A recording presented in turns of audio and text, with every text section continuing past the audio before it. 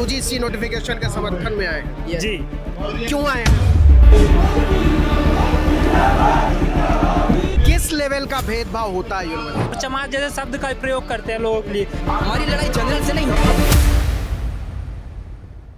नमस्कार, आदाब, सत श्री अकाल, जय भीम, जोहार। मेरा नाम है नवीन कुमार।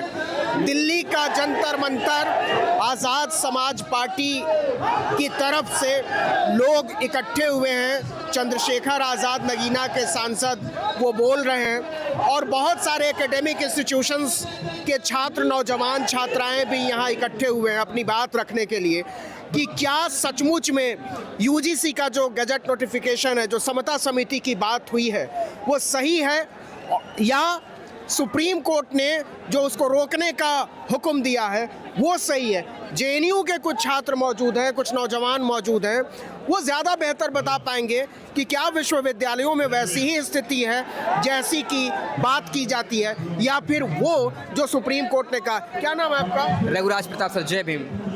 जय भीम। आप कहाँ से आए हैं? एमपी सतना संता सर, रिसेंटली। यस। आप पढ़ाई लिखाई करते हैं? यस। क्या करते हैं? PISM second year student. Yes, IS JNU। JNU. तो आप यहाँ यूजीसी के जो समता समिति के समर्थन में हैं। Yes sir, yes. तो आपको लगता है कि यूनिवर्सिटी में भेदभाव होता है? एग्जैक्टली सर, आज भी हम देखते हैं कि जैसे PhD एडमिशन्स होते हैं और जैसे अभी गवर्नमेंट एक रेगुलेशन लाया है कि साल में 2 बार PhD एडमिशन होगा।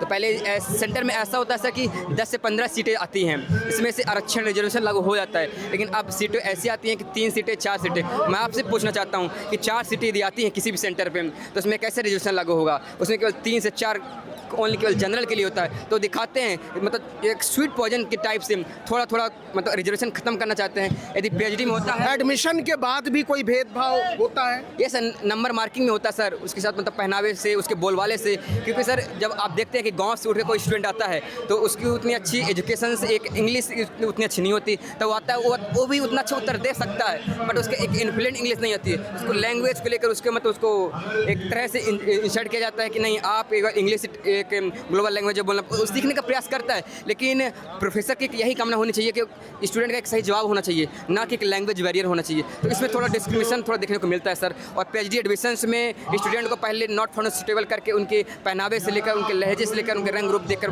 किया जाता है। आप कहाँ से हैं? मैं भी सतना मध्य प्रदेश से हूँ और मेरा JNU से मास्टर चल रहा है। मैं मास्टर्स फर्स्ट ईयर का छात्र हूँ। Political science with international relations मेरा कोर्स है वहाँ तो आप यूजीसी नोटिफिकेशन के समर्थन में आए हैं। Yes. जी। क्यों आए हैं? क्योंकि सर जब हम देखते हैं कि एक जो देश की नंबर 1 यूनिवर्सिटी, जब वहाँ मतलब ऐसे भेदभाव होते हैं तो ये ऐसे रूल्स आने चाहिए जिससे उनको एक अपॉर्चुनिटी सेल मिले, जिससे वहाँ अपनी शिकायतें दर्ज करा सके और उनको समानता मिल सके।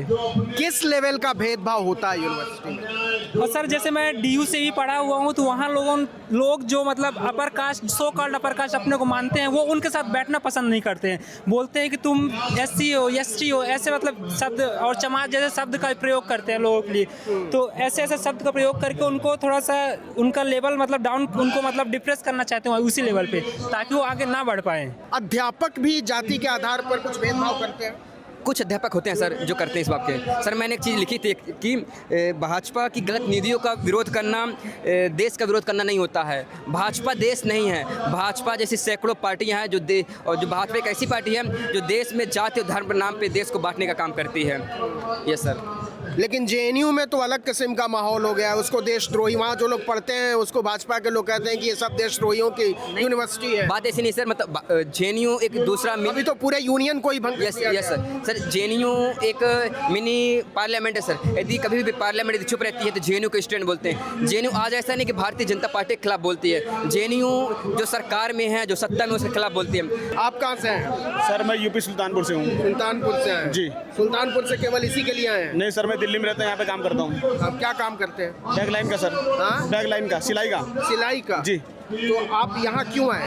यहाँ पे सर जो यूजीसी लागू कराने के प्रोटेस्ट में आए हैं सर। अच्छा, कितनी पढ़ाई लिखाई की आपने? सर हम 10वीं तक पढ़े हैं। 10वीं तक? जी। तो आपको लगता है कि भेदभाव है समाज में? जी है सर, पहले से चला आ रहा, आज भी चला आ रहा है। आगे भी अगर ये यूजीसी लागू हो जाएगा तो भेदभाव नहीं होगा, अगर नहीं लागू होगा तो यूजीसी क्या नाम भेदभाव चलता रहेगा।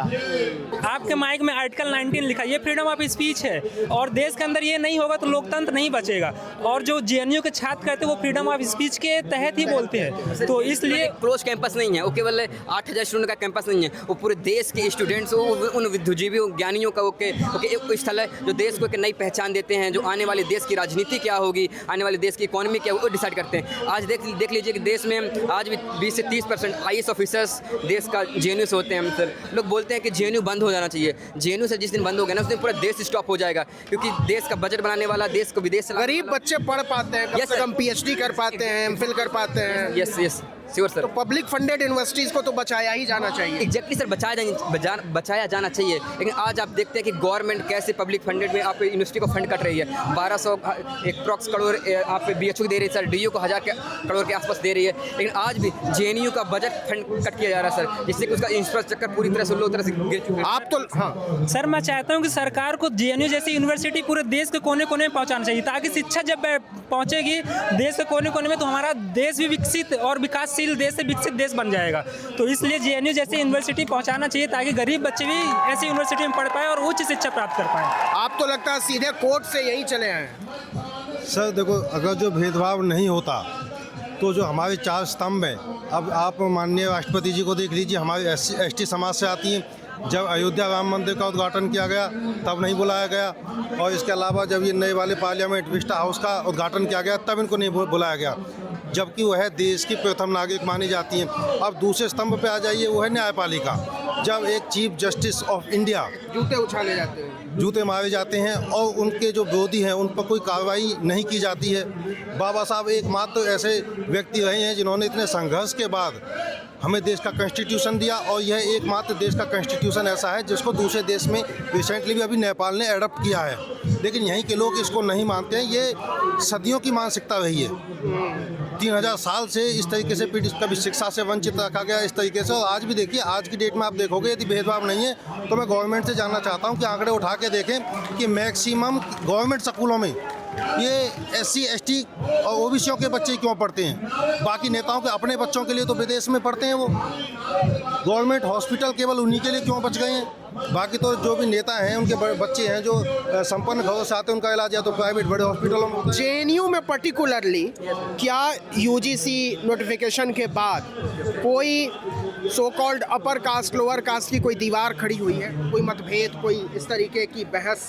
सर वैसे डिबेट डिस्कशन का माहौल तो होता है, जो चीज़ आज भी जो उनको प्रिविलेज मिला है सो कॉल्ड अपर कास्ट को, वो एक्सेप्ट नहीं कर रहे हैं। बोलते हैं कि यहाँ सारे इक्वल हैं, चाहे गरीब हो चाहे अमीर हो, सभी बराबर एजुकेशन होते हैं। मैं बोलना चाहता हूँ कि आप स्टार्टिंग से एक अच्छी प्रिविलेज होती है, आपके रहने खाने का, आपकी स्कूलिंग हो जाए, आपकी कॉलेज हो। आप जो इंसान 3 दिन मजदूरी करके, मेरे एक दोस्त है मैं बता रहा हूँ आपको, वो 2 दिन मजदूरी करने के बाद जेएनयू को फॉर्म फिलअप किया था सर। जेएनयू फॉर्म फिलअप करने के बाद जब उसका JNU all India rank number 1 आई थी, तब वो बोरी लेके जेएनयू आ रहा था। लोग बोल रहे थे कि वो कहीं मजदूरी करने जा रहा है दिल्ली, तो उनको लोग कि यहाँ मजदूरी करने जा रहा है। उनको ये नहीं पता कि देश के नंबर 1 यूनिवर्सिटी में टॉप रैंकर स्टूडेंट जा रहा था। तो आज हमारे देश की ये मानसिकता है सर कि यदि कोई भी स्टूडेंट पढ़ना चाहता है तो वो जो लाखों रुपए मंथा रहे हैं, जो डेली स्टूडेंट खुद कमा करे, यदि अपनी फीस नहीं दे सकता तो पढ़ाई नहीं कर सकता। आज उसके पास मतलब जो पेरेंट्स होते हैं इतने मजबूत नहीं होते कि स्टूडेंट को पढ़ा सकें। हमारे गाँव में आज देखिए लोग बोलते हैं कि सारे के पेरेंट्स इक्वल होते हैं, लेकिन मेरे कई सारे दोस्त हैं जो स्कूल जाने के लिए 20 रुपये किराया लगता है सर। तो जो पेरेंट्स होते हैं ना 20 रुपये से ज़्यादा 30 रुपये नहीं देते, 10 रुपये समोसा खाने के लिए नहीं देते,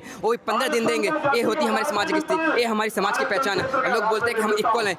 हमारी लड़ाई जनरल से नहीं है, हमारी लड़ाई जो जनरल से चीज़ को प्रिविलेज मिला ना उस चीज़ को एक्सेप्ट नहीं कर रहे हैं। हम चाहते हैं जो चीज़ आपको मिला है उस चीज़ को आप एक्सेप्ट करो। हम ये नहीं चाहते कि आप नीचे रहो। हम सर एक कांसीराम साहब ने कलम दिखाया है, ये 15-85%। सर हम चाहें तो अम्बेडकर का देश है, ये देश बाबाओं से नहीं बाबा साहब से लेगा, ये देश ही अम्बेडकर है और अम्बेडकर ही देश है। तो उन्होंने बोला था कि 15% और 50% पर राज करता है। सर आज चाहे तो हम 50% 15% पर राज कर सकते हैं। उस पेन को चाहे सर मैं बता रहा हूँ, पेन आपके पास है? पेन सर जैसे पेन होती है सर, जैसे ये पेन है और एक पेन है सर, तो ये 15% है और एक 85%। हम चाहे तो उसको उल्टा कर सकते हैं, लेकिन हम उल्टा नहीं करना चाहते सर। हम चाहते हैं इसको बराबर हो, इक्वल हो, हमें बराबर पढ़ने का अधिकार हो। सीट में हम नीचे ना बैठे, आप ऊपर ना बैठे, आप नीचे ना बैठे, हम ऊपर ना बैठे, हम बराबर बैठे। हम इक्वलिटी की बात करते हैं, हम समता की बात करते हैं, हम भेदभाव की बात नहीं करते हैं, हम बुद्ध के देश की बात करते हैं सर।